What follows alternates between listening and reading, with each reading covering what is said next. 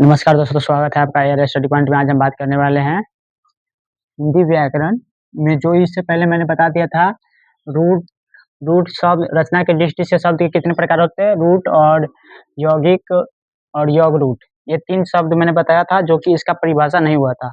आज हम परिभाषा पे इनकी बात करेंगे। चलिए आइए देखते हैं पहला क्वेश्चन।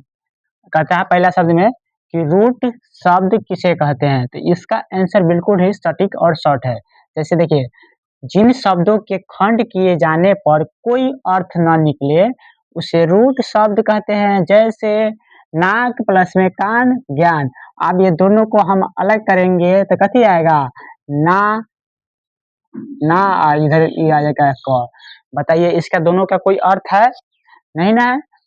इसी प्रकार देखिए, इसको तो तोड़ेंगे तो क्या हो जाएगा, का न इधर हो गया तो का न अलग न, दोनों का तोड़ेंगे तो कोई भी शब्द नहीं बनता है। जैसे देखिए, आप यहाँ पे लिखा है यौगिक शब्द किसे कहते हैं, इसको इस तरह से लिखेंगे, ऐसा शब्द जो दूसरे शब्दों के मेल से दूसरों शब्दों के मेल से बनते हैं, जिनके जिनके जिनके सभी सभी खंड खंड सार्थक होते हैं, यौगिक शब्द कहलाते हैं। आप लोग पूछिएगा कि सार्थक शब्द किसे कहते हैं भैया, तो सार्थक शब्द उसे कहते हैं जिनका अर्थ समझ में आवे, उसे सार्थक शब्द कहते हैं।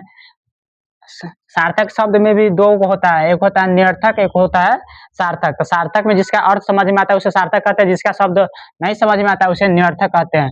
देखिए आइए तो कहते हैं इसका, ऐसा शब्द जो दूसरे शब्दों के मेल से बनते हैं, उसे जिनके जिनके सभी सार्थक होते हैं, सभी जिनके जिन, ऐसा शब्द जो दूसरे शब्दों के मेल से बने हैं, जिनके सभी सभी खंड सार्थक होते हैं, यौगिक कहलाते हैं। क्या कहलाते हैं, यौगिक कहलाते हैं। जैसे घुड़सवार, विद्यासागर, हिमालय, विद्यालय और इतिश्री हो सकता है। जैसे देखिए, हम इसको अलग करेंगे तो क्या आ जाएगा, घुड़, इधर इसको करिए सवार।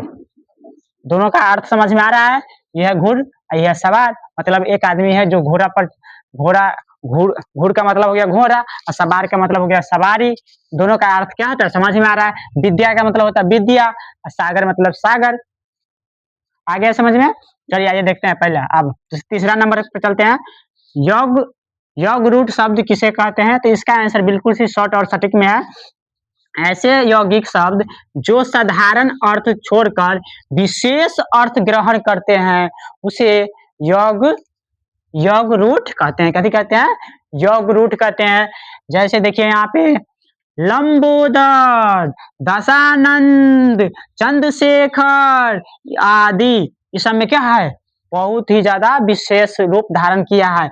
लंबोदर, दशानंद, चंद्रशेखर और आदि। यहाँ पे देखिए आप बात करते हैं, रूपांतरण के दृष्टि से शब्द के 2 प्रकार होते हैं। जैसे देखिए, पहला है विकारी शब्द, दूसरा है अविकारी शब्द। विकारी शब्द किसे कहते हैं, इसका आंसर भी इस तरह से लिखेंगे, जिनके रूप लिंग वचन कारक और पुरुष के अनुसार बदलते हैं, विकारी शब्द कहलाते हैं।